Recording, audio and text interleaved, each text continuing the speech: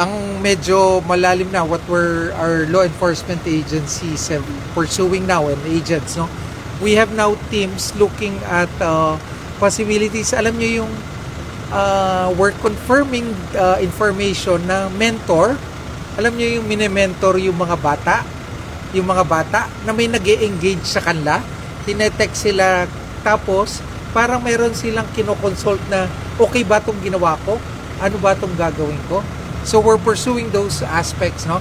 But the details, I can only give you generalities kasi ongoing yung actions ng law enforcement agencies natin.